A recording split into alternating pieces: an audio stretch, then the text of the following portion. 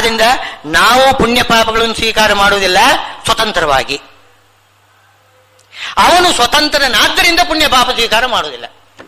ಇಷ್ಟು ವ್ಯತ್ಯಾಸ. ಅಂತೂ ನಾದತ್ತೇ ಕಸರಿತ್ ಪಾಪಂ ನ ಜೀವ ಸುಕೃತಂ, ಪುಣ್ಯ ಪಾಪಗಳನ್ನು ಸ್ವೀಕಾರ ಮಾಡುವುದಿಲ್ಲ. ಆ ವಾಕ್ಯಕ್ಕೆ ಎರಡರ ಅರ್ಥ. ಅಲ್ಲಿ ಶ್ರೀಮದಾಚಾರ್ಯರು ಏನು ಮಾಡ್ತಾರೆ ಅಂದರೆ, ಭಾಷ್ಯದಲ್ಲಿ ಒಂದು ಅರ್ಥ ಹೇಳ್ತಾರೆ, ತಾತ್ಪರ್ಯದಲ್ಲಿ ಒಂದು ಅರ್ಥ ಹೇಳ್ತಾರೆ. ಎರಡು ರೀತಿ ವ್ಯಾಖ್ಯಾನ ಮಾಡಿದ್ದಾರೆ ಶ್ರೀಮದಾಚಾರ್ಯರು. ಭಾಷ್ಯದಲ್ಲಿ ಏನು ಮಾಡ್ತಾರೆ, ಪರಮಾತ್ಮನ ಬಗ್ಗೆ ಇಟ್ಕೊಂಡಿದ್ದಾರೆ. ಇದು ಜೀವ ಪರವಾಗಿ ಮಾಡಿದ್ದಾರೆ. ಭಾಷ್ಯದಲ್ಲಿ ಜೀವ ಪರವಾಗಿ ಮಾಡಿದ್ದಾರೆ.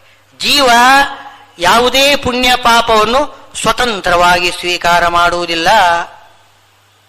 ಪರಮಾತ್ಮ ಕೊಡ್ತಾನೆ, ಮಾಡಿದ್ದುಣ್ಣೋ ಮಹಾರಾಯ ಉಣ್ಲೇಬೇಕು, ಅವನು ಸ್ವತಂತ್ರನಲ್ಲ ಅಂತ ಇಷ್ಟು ಭಾಷ್ಯದಲ್ಲಿ ಅರ್ಥ ಮಾಡಿದ್ದಾರೆ. ಇವರು ಪರಮಾತ್ಮ ಸ್ವತಂತ್ರನಾದ್ದರಿಂದಲೇ ಯಾವುದೇ ಕರ್ಮದ ಪುಣ್ಯ ಪಾಪಗಳನ್ನು ಸ್ವೀಕಾರ ಮಾಡುವುದಿಲ್ಲ ಅಂತ ಈ ರೀತಿ ತಾತ್ಪರ್ಯದಲ್ಲಿ ಅರ್ಥ ಮಾಡ್ತಾರೆ. ರಾಯರು ಎರಡೂ ಅರ್ಥವನ್ನು ಒಟ್ಟಿಗೆ ಕೊಟ್ಟಿದ್ದಾರೆ, ನಮಗೆ ದೊಡ್ಡ ಉಪಕಾರ ಮಾಡಿದ್ದಾರೆ. ರಾಘವೇಂದ್ರ ಸ್ವಾಮಿಗಳು ಏನು ಗೀತಾ ವಿವೃತ್ತಿಯಲ್ಲಿ ಭಾಷ್ಯದ ಅನುಕೂಲವಾದ ಅರ್ಥವನ್ನು ಒಂದ್ಸಲ ಹೇಳಿ, ಯದ್ವಾ ಅಂತ, ಅಥವಾ ಈ ಶ್ಲೋಕಕ್ಕೆ ಇನ್ನೊಂದು ಅರ್ಥ ಅಂತ ಹೇಳ್ತಾರೆ. ಅದು ಭಾಷ್ಯ ರೀತಿಯಾಗಿ ಒಂದು ಅರ್ಥ ಹೇಳ್ತಾರೆ, ತಾತ್ಪರ್ಯ ರೀತಿಯಿಂದ ಇನ್ನೊಂದು ಅರ್ಥ ಹೇಳ್ತಾರೆ. ಭಾಷ್ಯದಲ್ಲಿ ಏನು ಹೇಳೋದು, ಜೀವ ಅವನು ಸ್ವತಂತ್ರನಾಗಿ ಪುಣ್ಯ ಪಾಪಗಳನ್ನು ತಾನು ಪಡೆಯುವುದಿಲ್ಲ. ತಾನು ಆಲೋಚನೆ ಮಾಡಿ ನನಗೆ ಈ ಪುಣ್ಯ ಬೇಕು, ನನಗೆ ಈ ಪಾಪ ಬೇಕು, ಯಾರು ನೋಡಿದಿಲ್ಲ. ಪುಣ್ಯ ಬೇಕು ಅಂತಂದು ಅನ್ಬಹುದು, ಪಾಪ ಬೇಕು ಅಂತ ಯಾರು ಅಂತಾರೇನೋ, ಆಗುದಿಲ್ಲ. ಆದರೂ ಕೂಡ ಸ್ವೀಕಾರ ಮಾಡಿ ಮಾಡ್ತಾನೆ. ಯಾಕೆ? ಅಸ್ವತಂತ್ರನಾಗಿದ್ದು ಪಾಪವನ್ನಾಗಲಿ ಪುಣ್ಯವನ್ನಾಗಲಿ ಅವನು ಸ್ವೀಕಾರ ಮಾಡಲೇಬೇಕು. ಸ್ವತಂತ್ರನಾಗಿ ಅಲ್ಲ. ಇಲ್ಲಿ ಹೇಳುವುದೇನು, ನಾದತ್ತೇ ಕಸ್ಯಚಿತ್ ಪಾಪಂ. ಈಗ ಲೋಕದಲ್ಲಿ ಒಬ್ಬರ ಪಾಪವನ್ನು ಇನ್ನೊಬ್ಬರು ಸ್ವೀಕಾರ ಮಾಡುವುದು, ಒಬ್ಬರ ಪುಣ್ಯವನ್ನು ಇನ್ನೊಬ್ಬ ಸ್ವೀಕಾರ ಮಾಡುವುದೆಲ್ಲ ಇದೆ. ಆದರೆ ಯಾವುದೂ ಕೂಡ ಸ್ವತಂತ್ರವಾಗಿ ಅಲ್ಲ. ಉದಾಹರಣೆಗೆ ಜಗನ್ನಾಥದಾಸರಿಗೆ ಗೋಪಾಲದಾಸರು 40 ವರ್ಷ ಆಯುಷ್ಯವನ್ನು ಕೊಟ್ಟುಬಿಟ್ರು. ಆಯುಷ್ಯ ಕೊಡುವುದು ಅಂದರೆ ಅರ್ಥವೇನು? ಪುಣ್ಯವನ್ನು ಕೊಡುವುದು. ಅವರ ಏನು ಪಾಪವನ್ನು ಇವರು ಸ್ವೀಕಾರ ಮಾಡೋದು. ಜಗನ್ನಾಥದಾಸರ ಏನು ಪ್ರಾರಬ್ಧ ಏನಿದೆ ಅದನ್ನು ಗೋಪಾಲದಾಸರು ಸ್ವೀಕಾರ ಮಾಡ್ತಾರೆ. ಗೋಪಾಲದಾಸರ ಪ್ರಾರಬ್ಧ ಪುಣ್ಯವನ್ನು ಜಗನ್ನಾಥದಾಸರು ಸ್ವೀಕಾರ ಮಾಡ್ತಾರೆ. ಎಲ್ಲೋ ನಡೀತದೆ ಅದು, ಹೌದು. ಆದರೆ ಸ್ವತಂತ್ರವಾಗಿ ಅಲ್ಲ. ಎಲ್ಲ ಪರಮಾತ್ಮನ ಪ್ರೇರಣೆಯಿಂದಲೇ ನಡೀಬೇಕು ಹೊರತು ಸ್ವತಂತ್ರವಾಗಿ ಕೊಡ್ಲಿಕ್ಕೆ ಬರೋದಿಲ್ಲ. ಸ್ವತಂತ್ರವಾಗಿ ಕೊಡುವುದಾಗಿದ್ರೆ ನಾವೆಲ್ಲ ಯಾಕೆ ಮಾಡಬಾರ್ದಿತ್ತು? ಹೀಗೆ ನಾವು ಯಾಕೆ ಮಾಡಬಾರ್ದಿತ್ತು? ಒಬ್ಬನ ಆಯುಷ್ಯವನ್ನು ಇನ್ನೊಬ್ಬ ಕಸಿದುಕೊಳ್ಳೋದು, ಸುಲಭವಾಗಿ ಕಸಿದುಕೊಂಡು ಹೋಗ್ಬಿಡ್ಬೋದಾಗಿತ್ತು. ಹಾಗೆಲ್ಲ ಮಾಡ್ಲಿಕ್ಕೆ ಬರೋದಿಲ್ಲ. ಯಾಕಂದ್ರೆ ಪರಮಾತ್ಮನ ಪ್ರೇರಣೆಯಿಂದಲೇ ಮಾಡ್ಬೇಕು. ನಾವು ಅಸ್ವತಂತ್ರರು. ಏನೋ ಅವರು ಮಾಡಿದ್ದಾರೆ, ಯಾಕಂದ್ರೆ ಪರಮಾತ್ಮನ ಪ್ರೇರಣೆಯಿಂದ ಅವರು ಮಾಡಿದರು. ನಾದತ್ತೇ ಕಸಚಿತ್ ಪಾಪಂ, ಯಾರ ಪಾಪವನ್ನು ಯಾರೂ ಸ್ವೀಕಾರ ಮಾಡುವುದಿಲ್ಲ, ಯಾರ ಪುಣ್ಯವನ್ನು ಯಾರೂ ಸ್ವೀಕಾರ ಮಾಡುವುದಿಲ್ಲ. ಆದ್ದರಿಂದ ಎಲ್ಲವೂ ಕೂಡ ಪರಮಾತ್ಮನ ಅಧೀನವಾಗಿರ್ತದೆ ಅಂತ ತಿಳ್ಕೊಳ್ಬೇಕು ಅಂತ ಇಷ್ಟಿದ್ರೂ ಕೂಡ ಇಂಥ ಪರಮಾತ್ಮ ಒಳಗಡೆ ಇಷ್ಟು ಪ್ರೇರಣೆ ಮಾಡ್ತಾ ಇದ್ದಾನೆ. ಸ್ವಾತಂತ್ರ್ಯ, ದತ್ತ ಸ್ವಾತಂತ್ರ್ಯ ಅಂತ ಕೊಟ್ಟಿದ್ದಾನೆ. ಪರಮ ಸ್ವತಂತ್ರ ಅವನೇ, ಬಿಂಬರೂಪಿಯಾಗಿ ಎಲ್ಲವನ್ನು ಕೂಡ ಮಾಡಿಸ್ತಾ ಇದ್ದಾನೆ. ತನ್ನನ್ನು ತಾನೇ ಪೂಜೆ ಮಾಡ್ಕೊಳ್ತಾ ಇದ್ದಾನೆ. ಅದರ ಫಲವನ್ನು ಮಾತ್ರ ನಮಗೆ ಕೊಡ್ತಾ ಇದ್ದಾನೆ. ಇಂಥ ಮಹಾಮಹಿಮನಾಗಿರ್ತಕ್ಕಂತಹ ಭಗವಂತ ನಮಗೆ ಕಣ್ಣಿಗೆ ಕಾಣಿಸುವುದಿಲ್ವಲ್ಲ. ಇದೆಲ್ಲ ನೀವು ಹೇಳ್ತಕ್ಕಂಥದ್ದು ಹೇಗೆ ನಂಬಲಿ? ಕಣ್ಣಿಗೆ ಕಾಣಿಸ್ಬೇಕಾಗಿತ್ತು, ಯಾಕೆ ಕಾಣಿಸುವುದಿಲ್ಲ? ಕಾರಣ ಕೊಡ್ತಾನೆ ಶ್ರೀಕೃಷ್ಣ ತಕ್ಷಣ. ಅಜ್ಞಾನೇನ ಆವೃತಂ ಜ್ಞಾನಂ ತೇನ ಮುಖ್ಯಂತಿ ಜಂತವಃ. ಅಜ್ಞಾನದಿಂದ ಆವೃತವಾಗಿದೆ ಜೀವ ಸ್ವರೂಪಕ್ಕೆ. ಅಜ್ಞಾನದ ಆಚ್ಛಾದನೆ ಇದೆ, ಆವರಣ ಇದೆ. ಅಜ್ಞಾನದ ಆವರಣದ ಒಳಗೆ ಇರುವುದರಿಂದ ಹೊರಗೆ ಏನು ನಡೀತದೆ ಗೊತ್ತೇ ಆಗುವುದಿಲ್ಲ. ಪರಮಾತ್ಮ ಏನು ಮಾಡ್ತಿದ್ದಾನೆ ಅಂತ ಗೊತ್ತೇ ಆಗುವುದಿಲ್ಲ. ಅಜ್ಞಾನ ಅಂದ್ರೆ ಏನಪ್ಪ? ಅದು ಅಜ್ಞಾನ ಆವರಣ ಅಂತ ಎಲ್ಲ ಇದೆ.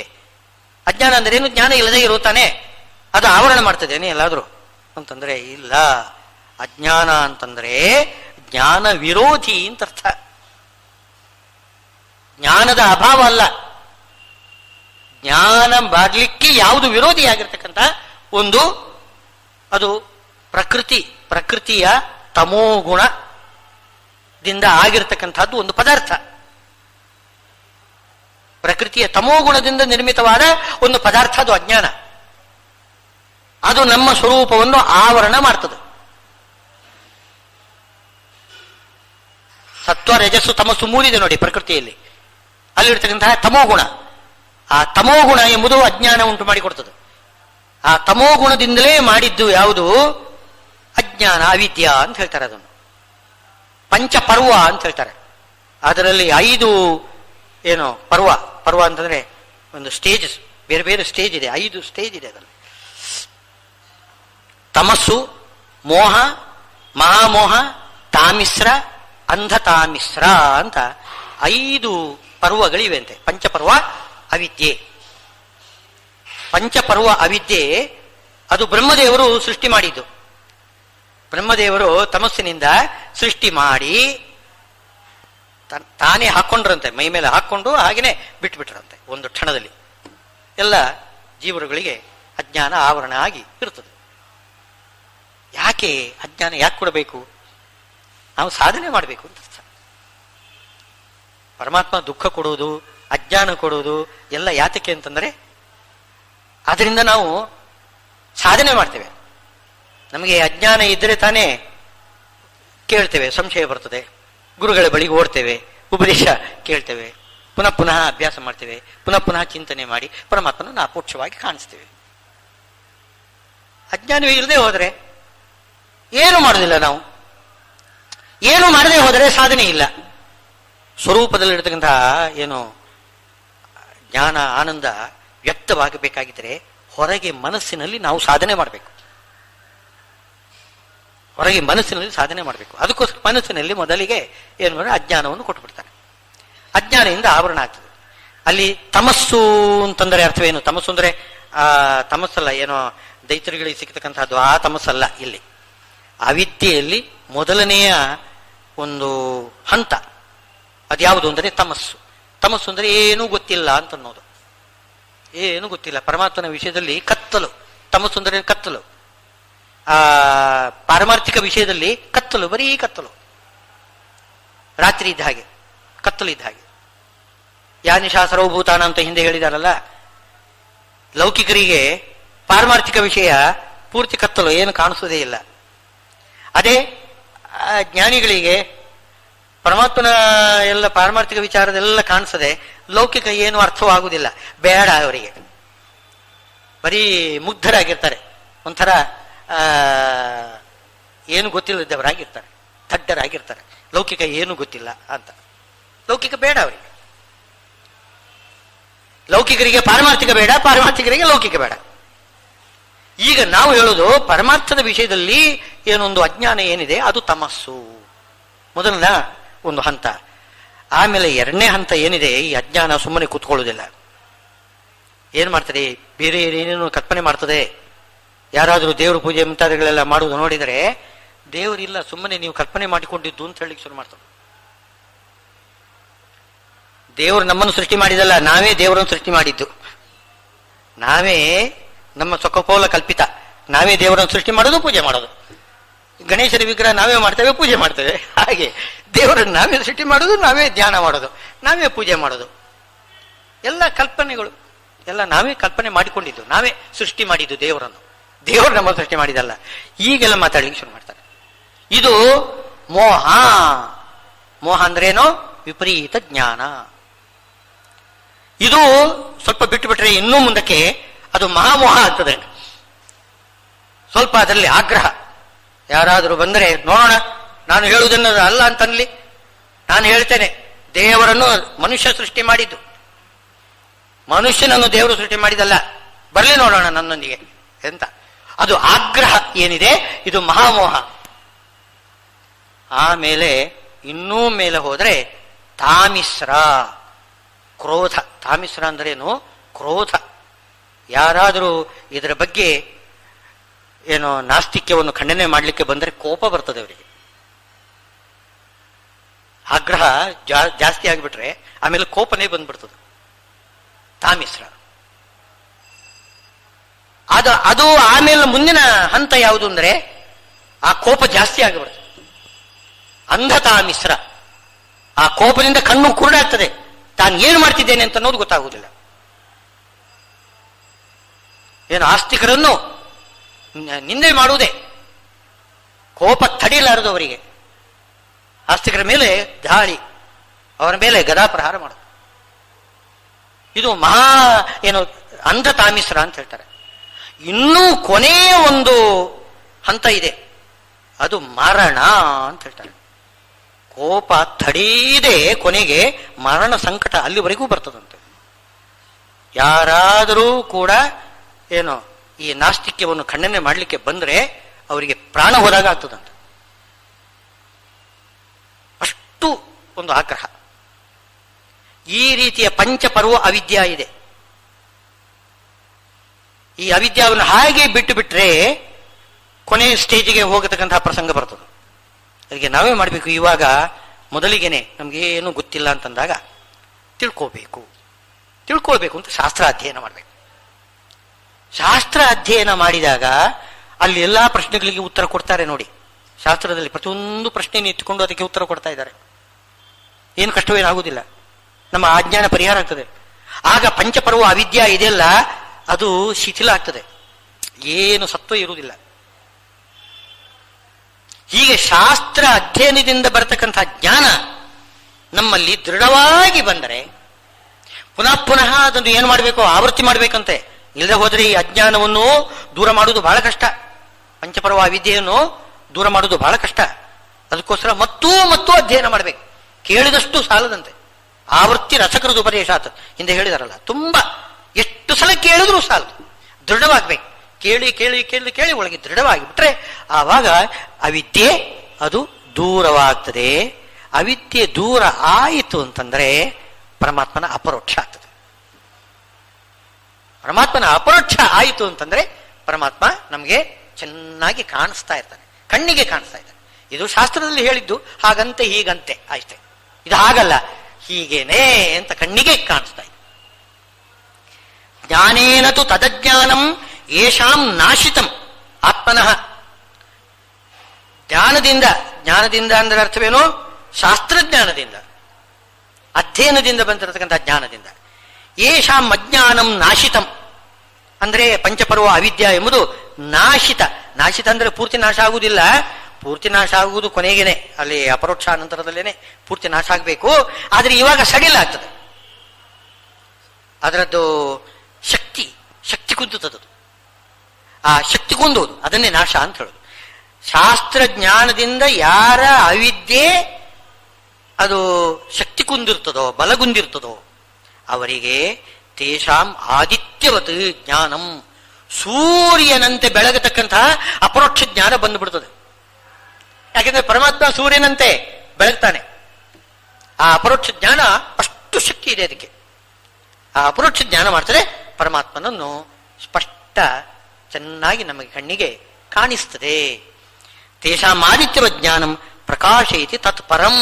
ಆ ಪರಂ ಬ್ರಹ್ಮ ಏನಿದೆ ಅದನ್ನು ಸ್ಪಷ್ಟ ಕಾಣಿಸ್ತದೆ.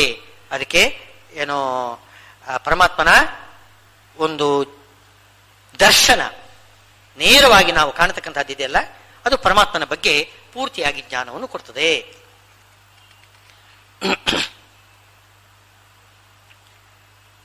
ಇದು ಗೋಪಾಲದಾಸರು ಆ ವೈರಾಗ್ಯ ಸುಳಾದಿಯಲ್ಲಿ ಈ ಕರ್ತೃತ್ವದ ಬಗ್ಗೆ ಕೂಡ ವಿಶೇಷವಾಗಿ ಹೇಳಿದ್ದಾರೆ. ಅದನ್ನು ನಾನು ನಿನ್ನೆ ಹೇಳಿಲ್ಲ. ಇಲ್ಲಿ ಕರ್ತೃತ್ವದ ಬಗ್ಗೆ ಅವರು ಆ ವೈರಾಗ್ಯ ಸುಳಾದಿಯಲ್ಲಿ ಏನು ಹೇಳ್ತಿದ್ದಾರೆ ಅದನ್ನು ಹೇಳ್ತಾ ಇದ್ದೀನಿ ನೋಡಿ. ಅವರು ಹೇಳೋದು ನೈವ ಕುರುವ ನಕಾರ ಎಂಬುದನ್ನು ಎಷ್ಟು ಸುಂದರವಾಗಿ ಹೇಳ್ತಿದ್ದಾರೆ ನೋಡಿ. ಮಾಡಲಿಬೇಕು ಎಲ್ಲ, ಮಾಡಿಲ್ಲವೆನಬೇಕು. ಮಾಡಲಿಬೇಕು ಎಲ್ಲ, ಮನಸಾ ತ್ಯಾಗ ಮಾಡಬೇಕು ಹೊರತು ಮಾಡದೇ ಇರಬಾರದು. ಮಾಡಲೇಬೇಕು, ಮನಸ್ಸಿನಲ್ಲಿ ಅದನ್ನು ತ್ಯಾಗ ಮಾಡಬೇಕು. ಹೇಗೆ ಮನಸ್ಸಿನಲ್ಲಿ ಮಾಡಬೇಕು ಅಂದ್ರೆ ಮಾಡಿಲ್ಲ ಎನಬೇಕು, ಮಾಡಬೇಕು ಮಾಡಿಲ್ಲ ಎನಬೇಕು. ನೋಡಲಿಬೇಕು ಎಲ್ಲ, ನೋಡಿಲ್ಲ ಎನಬೇಕು. ಬೇಡಲಿಬೇಕು, ನಾನೇ ಬೇಡಿಲ್ಲ ಎನಬೇಕು. ಬೇಡಲಿಬೇಕು, ನಾನೇ ಬೇಡಿಲ್ಲ ಎನ್ನಬೇಕು. ನಾನೇ ಅಲ್ಲ, ಅವನು ಬೇಡಲಿಕ್ಕೆ ನನಗೆ ಸಂಕಲ್ಪ ಪ್ರೇರಣೆ ಮಾಡಿದ್ದಾನೆ. ನಾನೇನು ಬೇಡಿದ್ದೇನೆ? ನಾನು ಬೇಡಿದನಾಗಿದ್ರೆ ಬೇಡ ಇಲ್ಲ, ನಾನೇ ಬೇಡಲಿಲ್ಲ ಅಂದ್ರೆ ಬೇಡಲೇ ಇಲ್ಲ ಅಂತ ಅನ್ನೋದಿಲ್ಲ, ನಾನೇ ಬೇಡಲಿಲ್ಲ. ಇದು ನಿಜವಾಗಿರತಕ್ಕಂಥ ಒಂದು ಸನ್ಯಾಸ. ಸನ್ಯಾಸ ಅಂದ್ರೆ ಹೀಗೆ ಕರ್ತೃತ್ವವನ್ನು ಬಿಟ್ಟು ಬಿಡುವುದು. ಓಡಲಿಬೇಕು, ನಾನೇ ಓಡಿಲ್ಲ ಎನ್ನಬೇಕು. ಓಡಬೇಕಂತೆ, ಓಡಬೇಕು, ಓಡಿ ಓಡಿ ಓಡಿ. ಏನೋ ಉತ್ಸವದ ಹಿಂದ್ಗಡೆ ರಥ ಓಡ್ತಾ ಇದ್ರೆ ಅವನು ಹಿಂದಿನಿಂದ ಓಡಬೇಕು. ಆದರೆ ನಾನೇ ಓಡಿಲ್ಲ ಅಂತನ್ಬೇಕು. ಆಡಲಿಬೇಕು, ನಾನೇ ಆಡಿಲ್ಲವೆನಬೇಕು. ಮಾತಾಡಬೇಕು, ನಾನು ಮಾತಾಡಿಲ್ಲ ಅಂದ್ರೆ ನಾನೇ ಮಾತಾಡಿಲ್ಲ. ನೀಡಲಿಬೇಕು, ನಾನೇ ನೀಡಿಲ್ಲ ಎನ್ನಬೇಕು. ದಾನ ಮಾಡಬೇಕು. ಕೇಡು ಲಾಭಕ್ಕೆ ಮಾನವ ಕೆಡಿಸದೆ ಒಂದೇ ರೀತಿ ನೋಡುವರಿಗೆ ಉನ್ಮತ್ತನಂತೆ. ಉನ್ಮತ್ತನಂತೆ.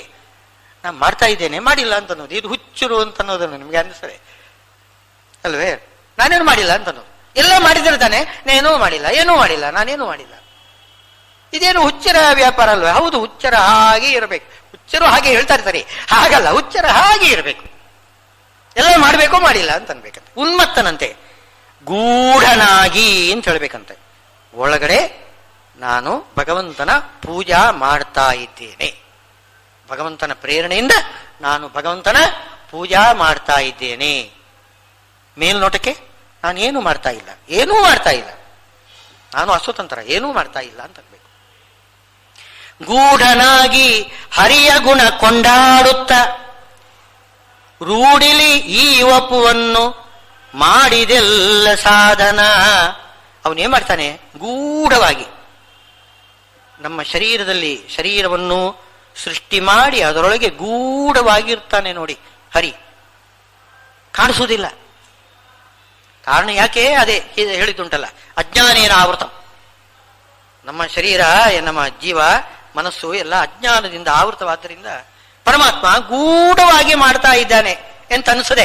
ಪರಮಾತ್ಮ ಗೂಢವಾಗಿ ಮಾಡ್ತಾ ಇಲ್ಲ, ನಮಗೆ ಗೂಢ. ಅವನು ಸ್ಪಷ್ಟವಾಗಿ ಮಾಡ್ತಾ ಇದ್ದಾನೆ, ಯಾರಿಗೆ ಹೆದರ್ಬೇಕು? ಅವನು ಗೂಢವಾಗಿ ಯಾಕೆ ಮಾಡಬೇಕು? ನಮಗೆ ಅವನು ಗೂಢನಾಗಿದ್ದಾನೆ. ಯಾಕೆ? ನಮಗೆ ಅವಿದ್ಯಾ ಆವರಣ ಇದೆ. ಗೂಡಿಲಿ ಈ ಒಪ್ಪುವನ್ನು ಮಾಡಿದ್ದು ಎಲ್ಲ ಸಾಧನ ಮಾಡ್ತಾ ಇದ್ದಾನೆ. ಈ ಶರೀರವನ್ನು ಸೃಷ್ಟಿ ಮಾಡಿ ಆ ಶರೀರದಿಂದ ಎಲ್ಲ ಸಾಧನೆಯನ್ನು ಗೂಢವಾಗಿ ಒಳಗಡೆ ನಿಂತು ಭಗವಂತ ಮಾಡಿಸ್ತಾ ಇದ್ದಾನೆ. ಪಾಡಿದವರ ಪ್ರಾಣ ಗೋಪಾಲ ವಿಠಲ ತಾನು ನೋಡು ಈ ಪರಿ ಇದ್ದವಗೆ ಮಾಡುವ ಗತಿಗೆ ಹವಣಿ. ಏನು? ಪಾಡಿದವರ ಪ್ರಾಣ, ಅವರಿಗೆ ಇನ್ನೇನು ಬೇಡ ಅಂತೆ. ಏನೋ ನೀನು ಮಾಡಿಲ್ಲ, ಹೌದು, ನಾನೇನು ಮಾಡಿಲ್ಲ, ನಾನು ಹೇಳಿಲ್ಲ, ನಾನು ಓಡಿಲ್ಲ, ನಾನು ನೀಡಿಲ್ಲ, ಏನೂ ಮಾಡಿಲ್ಲ, ಹೌದು, ಆದರೆ ಎಲ್ಲ ನೀನು ಮಾಡಿಸಿದೀ ಅಂತ ಒಂದು ಅವನನ್ನು ಹೊಗಳಿ ಬಿಟ್ರೆ ಸಾಕಂತೆ. ಪಾಡಿದವರ ಪ್ರಾಣ, ಆ ರೀತಿ ಪರಮಾತ್ಮನ ಪೈಮೆಯನ್ನು ಒಂದು ಸಲ ಹೇಳಿಬಿಟ್ರೆ ಸಾಕು, ನೀನು ಮಾಡಿಸಿದೀಯಾ ಅಂತ.